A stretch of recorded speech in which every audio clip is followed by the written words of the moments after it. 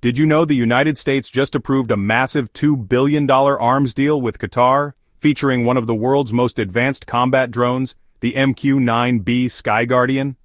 This isn't just about technology, it's about power, surveillance, and changing alliances in the Gulf region.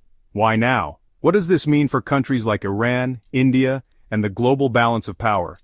Let's decode this story in detail. Let's start with the basics. The MQ-9B SkyGuardian is not your regular drone. It's a next-generation high-altitude, long-endurance, unmanned aerial vehicle made by General Atomics in the United States. This drone can fly for over 40 hours continuously, reach altitudes of over 12,000 meters, and carry multiple types of precision-guided bombs and missiles. It's also equipped with radar, infrared sensors, and advanced communication systems that allow real-time surveillance and target tracking. NATO allies like the United Kingdom are already using it. Even India is in the process of acquiring the MQ-9B. So for Qatar to now get this drone, it means they're entering an exclusive elite defense club. This sale didn't happen overnight. In fact, Qatar requested these drones way back in 2020, but the United States quietly rejected the proposal. Why?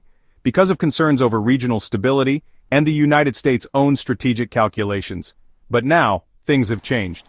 First, the United States is keen on countering Iran's influence in the Middle East, and having a close ally like Qatar equipped with advanced drones supports that goal. Second, Qatar has earned Washington's trust. During the United States' withdrawal from Afghanistan, Qatar played a key diplomatic and logistical role, helping with evacuations and negotiations.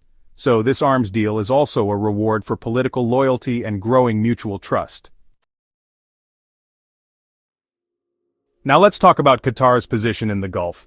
It's a small country with a big international presence, especially through diplomacy and media, like Al Jazeera. Back in 2017, Saudi Arabia, the UAE, Bahrain, and Egypt boycotted Qatar, accusing it of supporting terrorism and aligning too closely with Iran. Although those tensions have reduced, there's still strategic competition. This drone deal gives Qatar a technological edge in aerial surveillance and defense, potentially surpassing UAE and Saudi Arabia, both of whom use drones but not as advanced as the MQ-9B. This means Qatar can now monitor vast areas, including parts of Iran, Saudi Arabia, and the Persian Gulf, with unmatched precision. It shifts the regional power balance subtly, but surely. Let's zoom out. Why is the U.S. suddenly so generous with drone technology which was once tightly controlled? Because of China. China has been aggressively selling armed drones to the Middle East, Wing-Lung drones to Saudi Arabia, UAE, and others.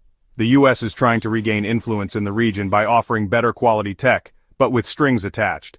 Unlike Chinese arms deals, the U.S. usually adds conditions, how the drones are used, where they can fly, and strict maintenance contracts. This ensures that buyers like Qatar remain within the U.S. defense ecosystem, a long-term geopolitical investment. So, what can we expect going forward? Qatar will now have state-of-the-art drones capable of both defense and offensive missions. This will likely lead to more military cooperation between Qatar and the U.S., including joint training and base access. Meanwhile, Iran will feel more watched, Saudi Arabia may demand better tech, and China may try to retaliate with better deals elsewhere.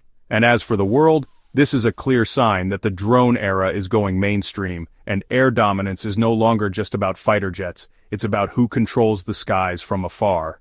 So the $2 billion deal is not just about hardware, it's about influence, alliances, and the future of warfare.